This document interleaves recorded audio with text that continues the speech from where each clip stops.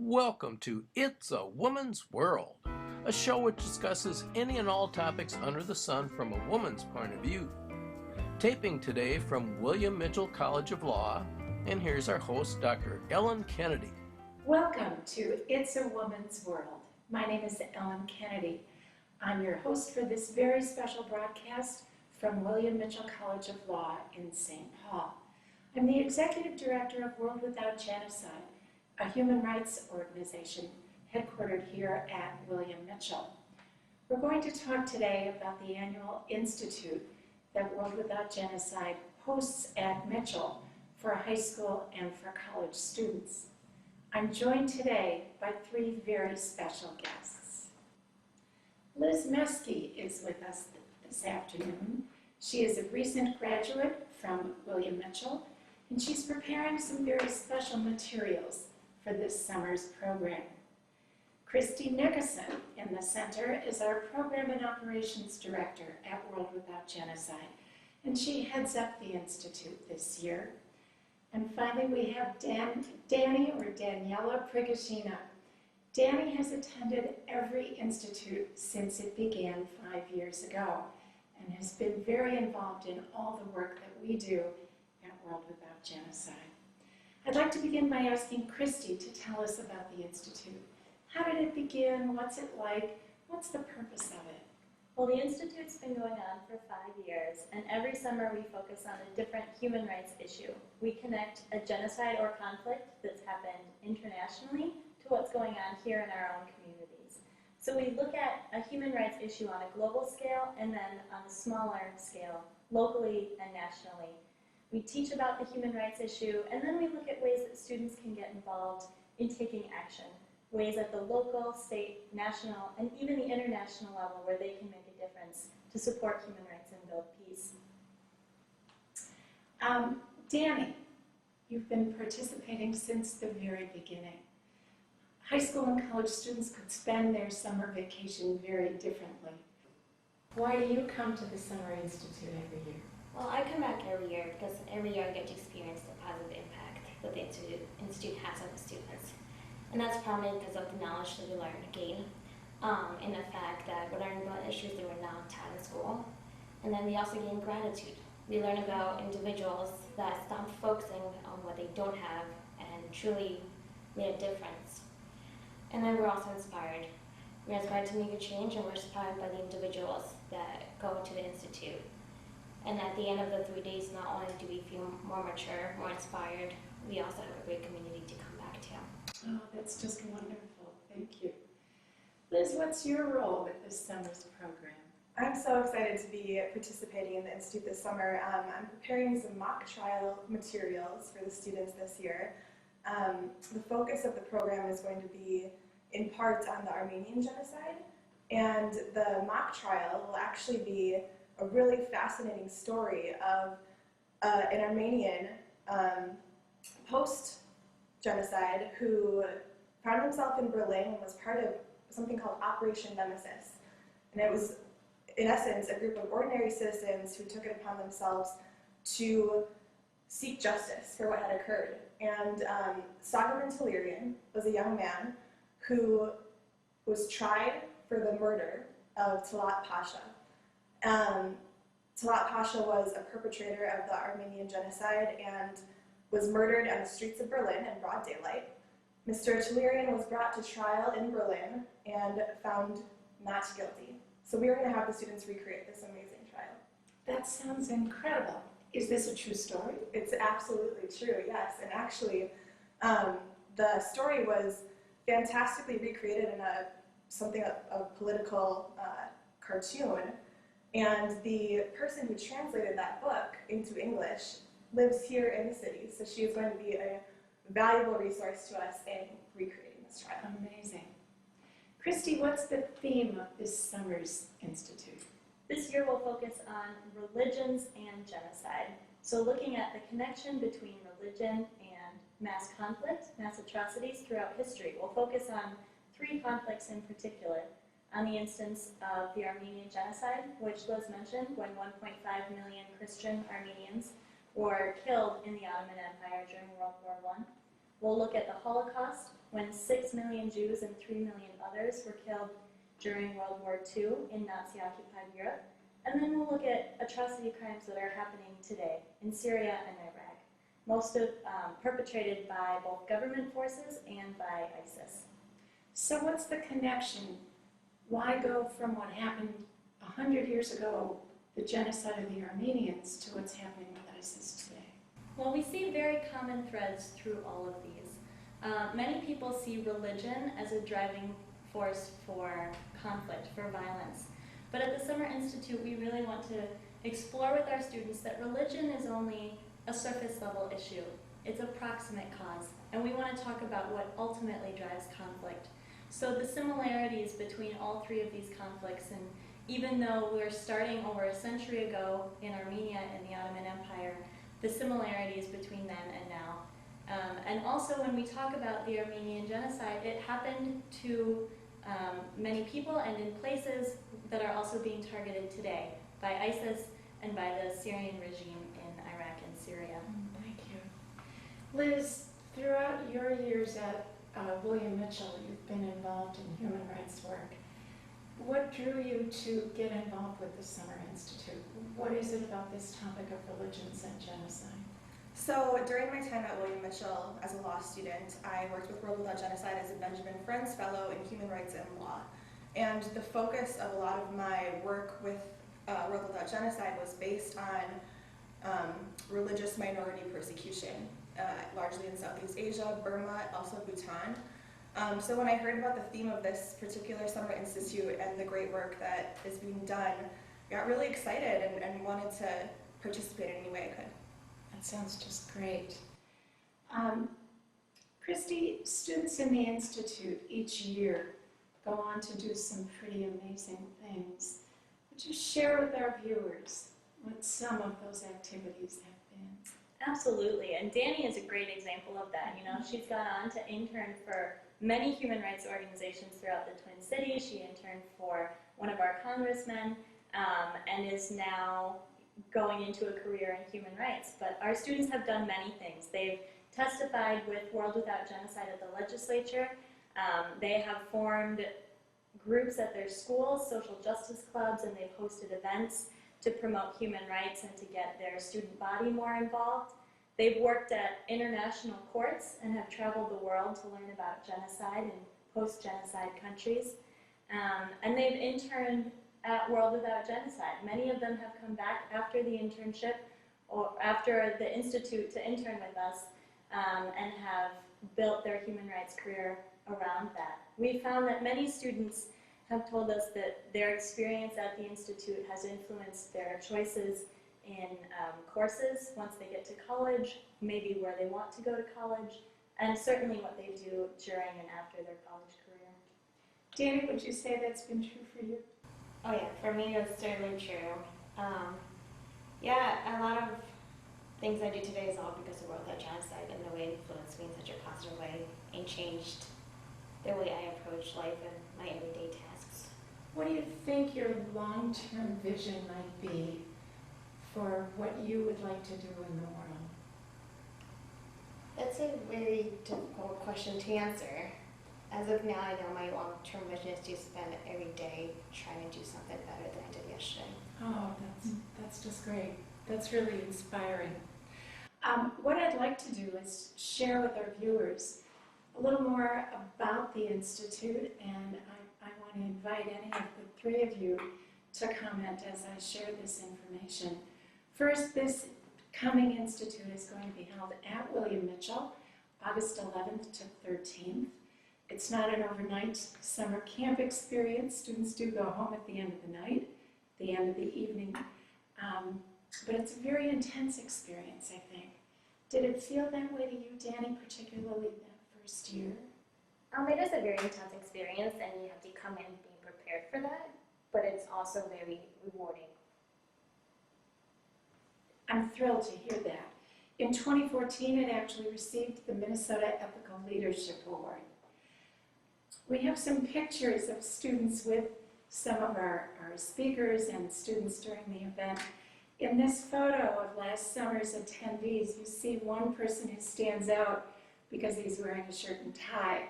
And that special person is Special Agent Jeffrey Van Ness from the FBI. We bring in people from a variety of different sectors to talk with the students, people from government, from different refugee communities, people from advocacy organizations, humanitarian groups. So it's a way to hear from a lot of different sectors of both public and private who are involved in trying to advocate for peace and justice. Jeffrey Van Ness will be with us again this year, as will State Senator Sandy Pappas, who is shown in this picture from last year's program. Here we have students setting up Tents of Witness, an exhibit that we have. Christy, do you want to say a little bit about it? Of course. The Tents of Witness, Genocide and Conflict is a traveling exhibit that was created by World Without Genocide, and the exhibit is composed of 10 tents, each representing a different group targeted for genocide. And the tents themselves are modeled after refugee camp tents that are used in Chad for refugees, largely from the Darfur region of Sudan. So it's a very engaging experience to walk through the tents. You learn about each group and their culture before the conflict. You learn about what happened during that conflict and then where they are after. So where people have come since the conflict, if that means that they're in refugee communities around the world, if there's been efforts towards justice. And the exhibit always is accompanied with action stations to help viewers get more involved, to take action to prevent future genocides. It's a very engaging, interactive experience that travels throughout the upper Midwest to educate about genocides and conflicts. And Dani has participated in setting it up and being present at the exhibit at many different places, for which we are very grateful. Christy, if people wanted to host this exhibit, how would they go about doing that? They would simply have to get in touch with us at World Without Genocide. The exhibit is actually part of a grant in Minnesota, and so we're able to travel widely throughout the upper Midwest to civic centers, to faith organizations, academic institutions, to complement existing human rights programming and really to bring these issues to their communities. You can find more information about the tents on our website at worldwithoutgenocide.org, and there's contact information there about how to rent the exhibit. Have students use this? Absolutely. We have a few each year. They have brought the tents as an independent program. They've built it in as part of existing programs that they do at their schools. And we hear great things about how it sparks advocacy, and it really engages students in letter writing and fundraising and educating their peers about a topic that they're very interested in. Great, thank you. Some pictures from the Institute last summer. Christy organizing students for activities outside, so we do get outside. Students participating actively in what's going on in terms of education, learning advocacy. There's Dani preparing for something. On the far picture on the right, holding the microphone, is one of our former students who had been with us for the first 4 years and became very engaged and involved as a presenter after her first year. So what we see is that students like Dani started in high school, and originally this was a high school institute, and they kept coming back. Dani, what's the phrase you've always said? You can never leave, or That's right. you really can't. Exactly. And you'll see Dani in almost all of these pictures. Dani's been involved in so many ways. The student on the left was a college student last summer. The student on the right has just graduated from high school. And I believe he is going on to a summer abroad in a post-genocide study program. This was from last summer's mock trial. And Jalen Palmer was one of the judges in that trial that recreated the experience of the tribunal that prosecuted one of the perpetrators of the genocide in Rwanda. Picture showing some of the speakers from last summer. The two people in the center were gave a particularly interesting talk. Leslie Lagerstrom and her son Sam are strong advocates for the transgender community. Sam is a transgender young man, and his mom is very active in helping parents of young people who are in that process of dealing with issues that come up regarding their identities. You see on the left one of our board members, Randy Markison, who's been a long-time presenter at the Institute, and of course I'm there on the right. At every institute, the students do a Reader's Theater play.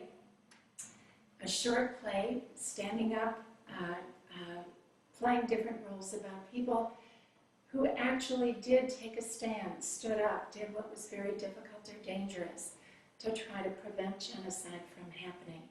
The one that we'll do this year will focus on people who helped to prevent the Armenian genocide, and then Armenians who paid it forward, who during the Holocaust helped to protect Jews. Habitat for Humanity. Dani, you participated that first year. What was that like? It was an incredible experience. Not only with the students we met during the summer, you all have great stuff to share that you have done regarding the Institute. And you are given tasks that you usually would normally not do. I remember. Like trimming, that was my task. But you do walk out more empowered and inspired, and you feel even closer to the students that you went into them. One of the reasons why the Institute students work with Habitat for Humanity is that the focus there is on building a home for refugees. So to connect what they learn about globally with refugees in our own community. The picture on the left shows Christy. On the far left of that picture, and Dani. Dani was an intern through the College of Liberal Arts at the University of Minnesota, and this was at an internship event. Dani was one of the featured speakers. And then, Christy, do you want to say a word about the people in the blue shirts and funny hats on the Sure, right? that fun picture. That's an event that we participate in every year, put on by Minnesota International Center. It's called World Quest. And it's essentially a trivia competition. And being that most of the people involved in World Without Genocide and many of our Summer Institute students have traveled so widely and have such global knowledge, we participate in the trivia event just as a way to reconnect during the winter months and to keep everyone involved. And it's a great time, very fun. That's great. Dani, you're in this picture as well. Again. In this picture, we were at a major event for state legislators who were in Minnesota from all over the world, all over the country, and our topic was human trafficking. And pictured here are 3 students from the Institute, so the 3 students who are on the right, and the 2 students next to Dani are law students from William Mitchell. What made you get involved as a law student at Mitchell? What sparked your interest in affiliating at World Without Genocide? Yeah, absolutely. In undergrad, my major was in global studies with a focus on human rights and justice. And after taking a year off and working, I decided to come back to law school. And when I heard about the organization, I realized that I'd kind of lost my way in terms of pursuing that career path. And I just thought it was such a great opportunity to really do meaningful work with my law degree as I was pursuing an education. I could still be involved in human rights work, and I really attribute the opportunities I have with World Without Genocide to kind of getting back on the track to pursuing a human rights career in law. That's a really interesting issue, that people can kind of lose their way. Christy, would you say a little bit about volunteers and how volunteers could connect for human rights work? Absolutely. Well, as has been highlighted, we have fellowship opportunities, internship opportunities, but if you can't commit to long hours with us, volunteering is a great way to get involved. We have volunteers who help regularly with the Tense of Witness exhibit, helping it travel, making it possible for us to visit so many places around Minnesota and throughout the region, and volunteers who attend many of our educational events. We have events on different topics throughout the academic year and some even during the summer, where volunteers are crucial. They're the ones who help us put on the events, who welcome the public, and who are that next step to engaging people in human rights. We had people at the state capitol sign, as Governor Dayton signed a special bill into law. He was signing a bill that designates every April in the state of Minnesota as Genocide Awareness and Prevention Month. And immediately behind Governor Dayton, we see Dani. When Dani saw some of these pictures a little earlier, she said, "This is a documentary of my life." And I think it is, Dani. But it's great that there were so many people from different sectors of the community, both public and private members, who were here for this important commemoration. And then there's Dani again in the middle row. Every year there's a reunion. Dani, you even came to the reunion and you brought 2 special treats. Do you remember those treats that you brought? You brought birthday cakes. 2 people were celebrating their birthdays, and only Dani would have remembered that. And Dani was the one to bring the birthday cakes. If people are interested, as Christy mentioned, in volunteering or connecting in some way, this is how they can reach us. And we really invite people to do that.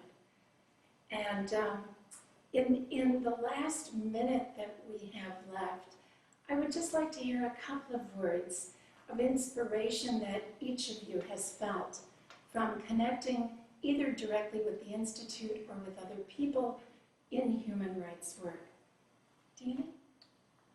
Yeah, well, I actually consider this a big family because we all support each other. We all encourage each other to keep on working and keep on going and not to give up. Great, thank you. Christy? That's wonderful. I really found that to be one of the biggest things that I take away from the Summer Institute is that at the end of the summer, everyone sort of goes out back to their schools. We have students from around the country, so we're going back home. And when we think about the students at the Institute, when we think about others in human rights work, the Institute is a place where we all come together. And when we leave, we know that we're not alone because we have a network around the country and that there are people around the world who are supporting this work and doing good work to build human rights. And how important that is. I mean, these issues are heavy in a lot of cases and happening very far away in many cases as well. So to be able to have a community here in the Twin Cities of people who have similarly aligned interests and are really motivated helps motivate me certainly every day. So That's wonderful to hear. Thank you for watching. And now, over to the studio and to Dr. Susan Stroud.